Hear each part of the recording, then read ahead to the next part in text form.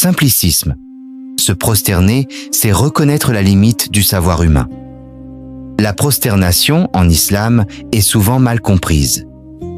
Beaucoup y voient natte une soumission, un geste d'abaissement, une posture de faiblesse.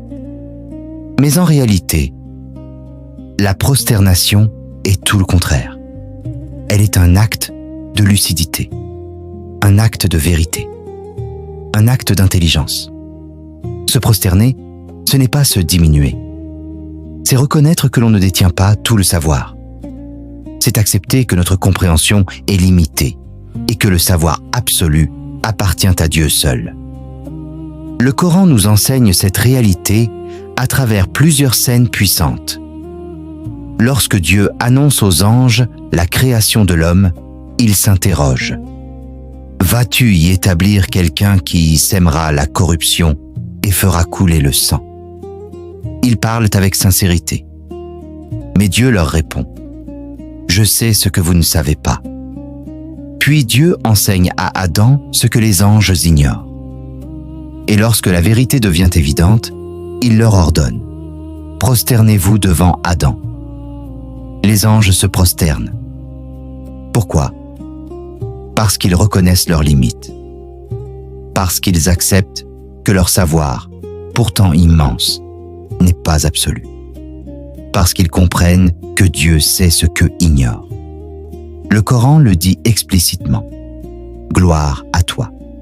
Nous n'avons de savoir que ce que tu nous as appris. Voilà le cœur de la prosternation. Une autre scène coranique illustre cette vérité avec force. Les magiciens de Pharaon. Experts en illusions, ils affrontent Moses en toute confiance. Mais lorsque la vérité apparaît, ils comprennent immédiatement. Ce qu'ils voient dépasse leur savoir. Le Coran dit « Alors les magiciens tombèrent prosternés ». Ils reconnaissent, sans hésiter, leur savoir a une limite.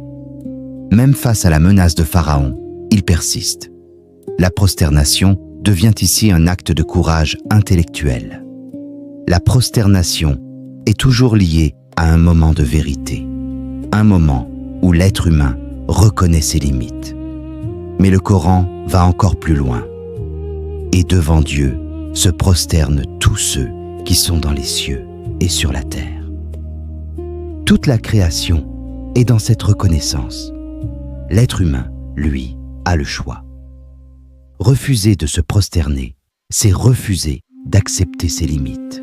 C'est choisir l'orgueil contre la vérité. Mais il y a encore une dimension essentielle. Se prosterner, c'est poser son visage à terre. Et le visage est ce que l'on a de plus précieux. C'est notre identité, notre dignité.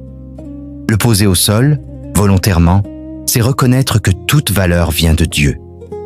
C'est dire, notre savoir est limité et le savoir absolu appartient à Dieu seul.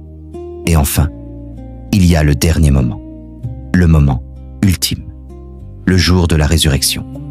Ce jour où toutes les illusions disparaissent. Ce jour où la vérité devient évidente pour tous. Le Coran évoque ce moment saisissant.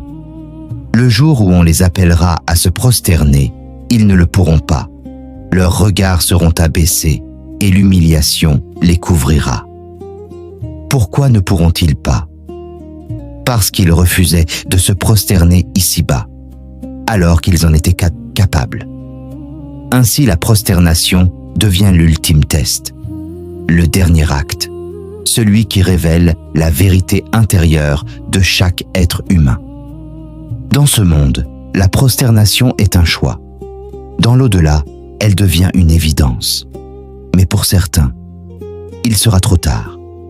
Voilà pourquoi la prosternation en islam n'est pas un simple geste. C'est une clé. La clé qui relie l'homme à la vérité. La clé qui transforme l'ignorance en lucidité. La clé qui élève l'être humain. Parce qu'au fond, se prosterner, c'est comprendre. Et comprendre, c'est déjà se rapprocher de la vérité absolue.